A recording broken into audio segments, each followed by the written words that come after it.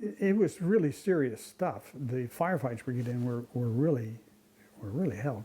Vietnam जंग में खिदमात अंजाम देने वाले पैट्रिक रीस यकसू हैं कि वो इस सदारती इलेक्शन में किसे वोट देंगे। For me, there's really only one choice. मेरे लिए सिर्फ एक चॉइस है और वो सदर ट्रंप है। इसकी सिर्फ एक वजह है कि मैं डेमोक्रेट्स की पॉलिसियां तस्लीम नहीं कर सकता। Democrats in general.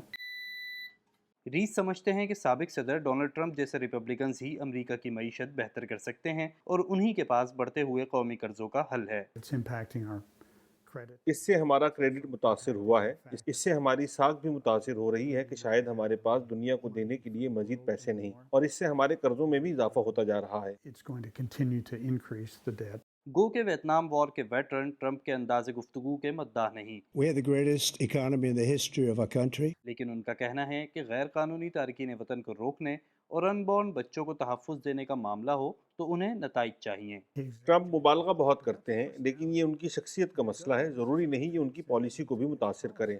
There we go.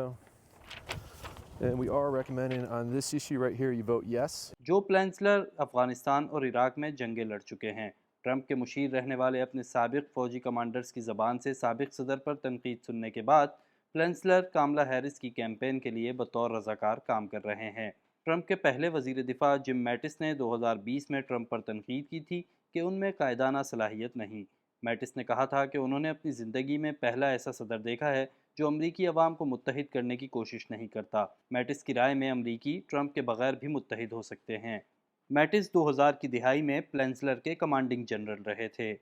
उनसे बहुत कुछ सीखा, मैं उनका बहुत एहतराम करता हूँ।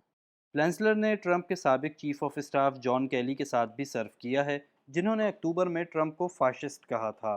ट्रंप मिलिट्री सर्विस को सिरे से समझते ही नहीं। आपको मालूम है वो एक बार मैदान जंग में कुर्बानी देने वाले साबिक फौजियों की कब्र पे गए। इससे भला उन वेटरन्स को क्या मिलना था, लेकिन ट्रंप के मुंह से इस मौके पर उनके लिए क्या निकला? निखट्टू और निकम्मे। प्लेंसलर खुद को नेशनल सिक्योरिटी वोटर करार देते हैं और उनके नज़दीक ट्रंप नहीं बल्कि हैरिस यूक्रेन को रूसी जारहियत से बचा सकती हैं। ट्रंप को अगर यूक्रेन बेच डालने में फ़ायदा नज़र आए तो वो ऐसा करने से दरेग नहीं करेंगे। आपको मालूम है कि वो तो पुतिन के यार हैं, मतलब कि वो उस शख्स के लिए नरम गोशा रखते हैं जो एक सफाक और खूंखार डिक्टेटर है। इस बार सदारती इंतखाब में कांटे का मुकाबला है और बहुत सी तंजीमें वेटरन्स की हौसला अफजाई कर रही हैं कि वो वोट डालें और इंतखाबी सरगर्मियों का हिस्सा बनें। वेट दी वोट नामी एक ग्रुप ने 1,62,000 वेटरन्स और उनके जीवन साथियों को इंतखाबी सरगर्मियों में शामिल होने के लिए भर्ती किया है। मैं समझती हूँ कि अमेरिका में मिलिट्री या वेटरन वोटर का तसव्वुर है। ये तसव्वुर ज़ेरे बहस नहीं है। एक बहुत बड़ी तादाद आज़ाद वोटर्स की है जो आबादी का सबसे बड़ा हिस्सा है।